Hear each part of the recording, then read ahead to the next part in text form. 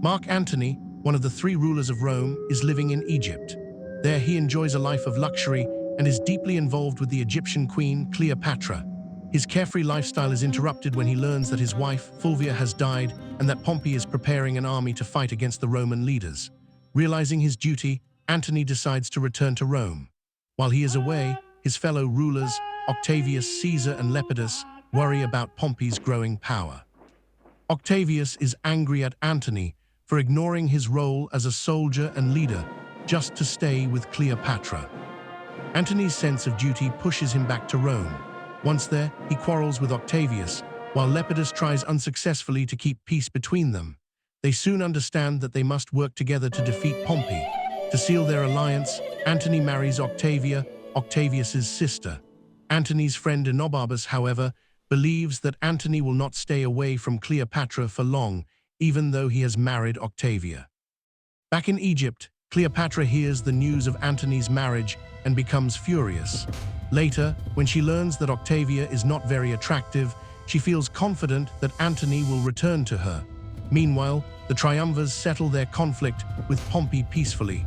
Pompey accepts control of Sicily and Sardinia in exchange for peace.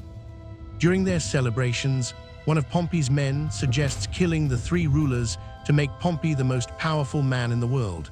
But Pompey refuses, saying such treachery is dishonorable. Around this time, Antony's army wins a victory over Parthia. Antony and Octavia leave for Athens. While they are gone, Octavius breaks the peace with Pompey, defeats him in battle, and then betrays Lepidus. He accuses Lepidus of treason, has him imprisoned, and seizes his wealth and land. This makes Antony angry, especially after hearing that Octavius has spoken against him publicly. Octavia begs Antony not to fight her brother, but Antony sends her on a mission to Rome to try to make peace. He, however, quickly returns to Egypt and Cleopatra. Together, they prepare for war against Octavius. Octavius marches his army and navy to Egypt. Antony insists on fighting him at sea, even though his men advise against it. Cleopatra even takes command of a ship. During the battle, her ship retreats, and Antony foolishly follows her, leaving the rest of his fleet to be defeated.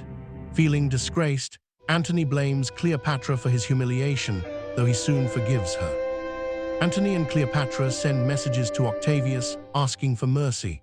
Antony asks to remain in Egypt, while Cleopatra requests that her crown pass to her children. Octavius rejects Antony's plea, but tells Cleopatra she might be spared if she betrays Antony. Cleopatra seems to think about it, and when Antony finds out, he accuses her of betrayal in anger. Soon, he forgives her again, but Enobarbus realizes Antony's downfall is near and defects to Octavius. Later, Antony surprisingly wins a battle against Octavius's forces. He sends Enobarbus's belongings to him, showing his generosity. Overcome with guilt, Enobarbus dies in shame for leaving such a noble master.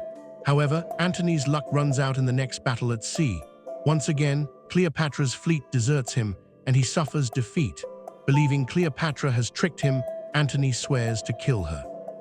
Fearing for her life, Cleopatra hides in her monument and spreads false news that she has killed herself. Hearing this, Antony is heartbroken and decides to join her in death. He orders one of his attendants to kill him, but the man kills himself instead. Antony then stabs himself, but does not die immediately. He is brought to Cleopatra's monument, where he dies in her arms after they exchange final words. Octavius captures Cleopatra and plans to parade her as a trophy in Rome. Horrified at the thought of being shamed, Cleopatra chooses death instead. She dresses in her royal robes and arranges for poisonous snakes to be brought to her hidden in a basket of figs. She allows the snakes to bite her and dies with dignity.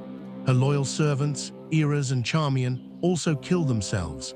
When Octavius finds her dead, he respects her bravery and orders that she be buried beside Antony.